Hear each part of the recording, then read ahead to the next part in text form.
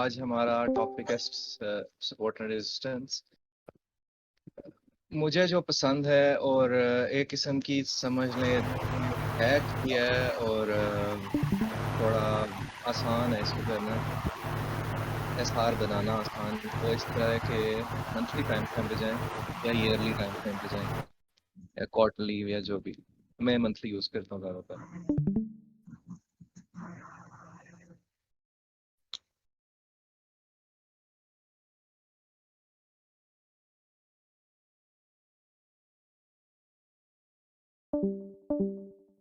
जो important time frames हैं वो होते हैं पिछले ईयर्स के हाई। लोज इतने इंपॉर्टेंट नहीं होते, प्रीवियस ईयर्स के हाई इंपॉर्टेंट होते हैं।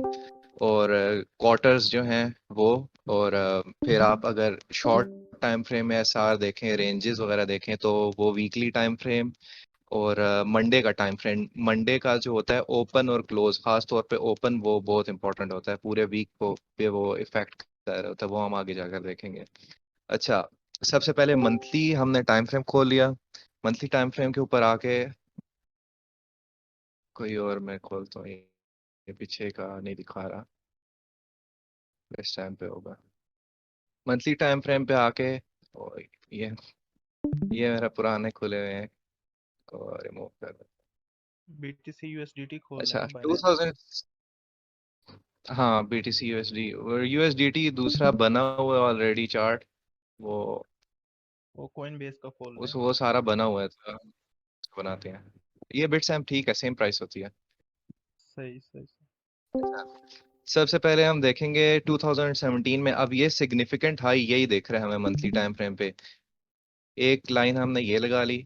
सिग्निफिकेंट चीजें देखी हमेशा, ये देखें। अब ये सीधा आके इस मंथ नवंबर 2020 और दिसंबर 2020 के भी बीच में एसआर के तौर पे ये एक्ट कर रहा है, इसका मतलब है ये इंपॉर्टेंट लाइन है। फिर इसके बाद हम अगर देखें, 2019 में हाई जो है वो 13,880, वो अभी इतना मैटर नहीं करता। ये जितने भी बड़े बड़े इस वक्त बैठे हुए हैं ट्रेडर्स और एनालिस्ट वगैरह, वो अगर कह रहे हैं कि कोई अगर बॉटम हो सकती है बहुत ज्यादा बेरिश बॉटम, तो वो 20,000 होगी। ये 20,000 की है, इससे नीचे कंसिडर अभी हम करते ही नहीं है। क्या उसका फायदा नहीं है, और वैसे भी वो डिप्रेशन वाली चीज है। तो चलें, नेक्स्ट हमारा क्या होगा। ये 2020 का हाई ये आ गया, और साथ ही हमारा 2021 का ओपन है, और विक डाउन है ये। इस विक डाउन के ऊपर अब 2021 का फर्स्ट क्वार्टर में जो है कंसिडर कर रहा हूँ जनवरी। जनवरी से हाईएस्ट, तो जनवरी का लोएस्ट और मार्च का हाईएस्ट। अब इसमें डिपेंड करता है कि मार्च अगर लो आ गया है तो फरवरी अगर मार्च से हाई है, फर्ज करें कि ये वाली विक जो है यहाँ तक आई हुई है अगर, तो हम इसके ऊपर लाइन लगाएंगे, मार्च के ऊपर नहीं, इसके ऊपर। हमने हाई टू लो बनानी है, रेंज बनानी है। रेंज हमेशा हाई से लो होती है, मिड की प्राइसेस उसके अंदर वेरी नहीं करती। ये एक हो गया। अब हमने क्या करना है, वैसे तो आप कैलकुलेटर भी यूज कर सकती हैं, लेकिन मैं जो यूज करता हूँ, सॉरी, एक लाइन यहाँ पर लगा सकते हैं वैसे, लेकिन छोड़ें अभी। मैं जो यूज करता हूँ फिब रिट्रेसमेंट यूज करता हूँ, वैसे आप कैलकुलेटर भी यूज कर सकते हैं। हमने करना ये है कि कैलकुलेट करने हैं मिड पॉइंट्स।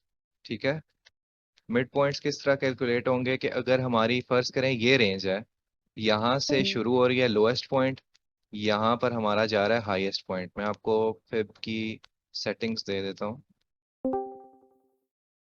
ये मिड पॉइंट्स है, 0 फिर बेसिकली होता है रेशियोज, परसेंटेज के ऊपर वो लाइन लगा देता है उस रेंज की। अब इस रेंज का 0.5 जो है ना, उसके ऊपर ये लाइन और साथ उसका प्राइस बता देगा। इसी तरह 0.2575 1 0, ये उसके ऊपर डिपेंड करता है। मैं ये यूज कर रहा हूँ। ये एलियट वेव में भी यूज होती हैं, लेकिन वो थोड़ा सा डिफरेंट होता है और उसकी रेशियोज थोड़ी सी डिफरेंट। ये बेसिकली ये एसआर का मेरा सेटअप है। और यस, इसको अगर आपने कॉपी करना है तो टेम्पलेट, अलहदा से टेम्पलेट मेरी देखें। ये डेफ है, मीडियम लाइंस है, लेस हैं ये लाइंस के अंदर। अब इसके अंदर ज्यादा हाफ रेशोज आ गई हैं, तो मैं इस तरह यूज करता हूँ। बल्कि ये ये यूज वाला कर लेते हैं। एकेडमी में आप पोस्ट कर देंगे ना, तो जिसने कॉपी करना होगा कर लेगा। हाँ कॉपी कर लें। फिर ठीक है, क्या करें एकेडमी आप, में पोस्ट कर। इसको पकड़ के, फिर को पकड़ के शिफ्ट दबा के आप इसको आगे लें ताकि ये एक सीध में आगे आए, क्योंकि ये बार्स ब्लैक वाली या जो भी कलर है यहाँ पे देखने में थोड़े से डिफरेंट, वो आपके ऊपर डिपेंड करता है आपका कितना, ओपेसिटी आपकी कितनी है। 0.5 के ऊपर एक लगा ली। इसको मैं थोड़ा सा डार्क कर देता हूँ, मेजर मिड इसको मैं कह देता हूँ। और सेटिंग्स में जाके आप इसकी प्राइस देखें, फिब के ऊपर 44,757.92। कोऑर्डिनेट्स के ऊपर जाएं, बिल्कुल एग्जैक्टली आप लेना इसको, 44,757.92 ये हो गया। फिर 0.75 के ऊपर लाइन लगाएं, इसका कोऑर्डिनेट है 36,245। ये मेजर नहीं है, इसको मैं एक मिनट कह देता हूँ। फिर 0.25, ये इतना मैटर नहीं करता इसको लगाना, क्योंकि हम रेंज टू रेंज खेल रहे हैं। इस रेंज से निकलेगा तो हम इस रेंज को कंसिडर करेंगे, जब तक इस लाइन को क्रॉस नहीं करता, यानी कि 45,000 लगभग क्रॉस नहीं करता, तब तक ये ऊपर वाली रेंज कंसिडर नहीं हो सकती। ये है 36 हो गया, 36,245.96, 53,269.87 ये हो गया। वैसे लोग जो हैं वो काफी किस्म की लाइंस बनाते हैं, जैसे आप शॉर्ट टाइम फ्रेम्स के ऊपर खोल के swing low to swing high, ये स्विंग लो स्विंग हाई वगैरह जो है हम आगे की क्लासेस में पढ़ेंगे। स्विंग लो से स्विंग हाई के अंदर भी रेजिस्टेंस और सपोर्ट्स लग सकती हैं, डायगोनल और पैटर्न्स वाली, जैसे खान भाई भी देते हैं, और वैसे भी पैटर्न्स, ट्रायंगल्स और असेंडिंग डिसेंडिंग ट्रायंगल्स, वेजेस वगैरह, वो भी एसआर होती हैं, लेकिन वो शेप वाइज होती हैं और उनके मैयरेबल टारगेट्स होती हैं उस शेप के ऊपर। ये सिर्फ हॉरिजॉन्टल जो है टाइम, हॉरिजॉन्टल जो है सपोर्ट एंड रेजिस्टेंस है। तो हम पहुंच गए थे मंथली टाइम फ्रेम से निकल के, हम आ गया वीकली टाइम फ्रेम पे। वीकली के ऊपर अब आप देखें, ये एक रेंज हमारी ये बन गई है, किधर से शुरू हो रही है 40,000 और किधर एंड हो रही है 27,600 के ऊपर। इसी तरह हम डेली पे आए, डेली पे भी अब हमारी रेंजेस बन गई हैं सारी। अब हम इसके अंदर खेल रहे हैं ना अभी। ये हमारा मिड पॉइंट बन गया है, ये हमारी अपर रेंज है, ये हमारी लोअर रेंज है। इसको आप जो है ऊपर नीचे भी कर सकते हैं। इसको आप थोड़ा सा ये ले रहे हैं ताकि 500 पे आ जाए। आप यहाँ पर देखें ना, कैंडल यहाँ पे क्लोज हो रही है, इसका मतलब है ये सिग्निफिकेंट है, सपोर्ट है। इसको थोड़ा सा आप बेशक नीचे ले आए, या अगर आप ज्यादा रखना चाहते हैं तो इतना ले। मैं वैसे कह इसको नीचे ही यहाँ पर लेकर आए, इस तरह सपोर्ट एंड रेजिस्टेंस बन जाती हैं। और सपोर्ट एंड रेजिस्टेंस रेजिस्टेंस किस लिए ज़रूरी है, अब आप अगर देखें, प्राइस हमेशा जिगजैग चलती है, स्ट्रेट लाइन के अंदर कोई भी प्राइस नहीं जाती, किसी भी एसेट की प्राइस स्ट्रेट लाइन नहीं जाती। हाँ पैराबोलिक जा सकती है, लेकिन पैराबोलिक बहुत ज़्यादा अनस्टेबल होती है, किसी भी टाइम गिरने का खतरा होता है। जैसे डॉज कॉइन की एक एग्जांपल है कि वो 0.7 के ऊपर आई थिंक गया था, पैराबोलिक थी। 0.7 से फौरन वो गिरा नीचे और अब गिर ही रहा है, कुछ इसकी समझ नहीं आ रही। तो पैराबोलिक हमेशा कॉइन्स जो हैं उनको, वो अनस्टेबल होते हैं, और जिग जैग जो है वो स्टेबल रहती हैं। ये जो है, अब ये कंसोलिडेशन है, ये सारी कंसोलिडेशन है, इसको डंप नहीं कह सकते, बड़े टाइम फ्रेम के ऊपर डंप नहीं कह सकते। अगर आप छोटे टाइम फ्रेम पे जाते हैं तो ये 40,000 से 28,000 पे गिरा है, ये बहुत बड़ा डंप है एक किस्म का। लेकिन अब आप यहाँ पे डेली चार्ट के ऊपर अगर देख रहे हैं तो ये कंसोलिडेशन है।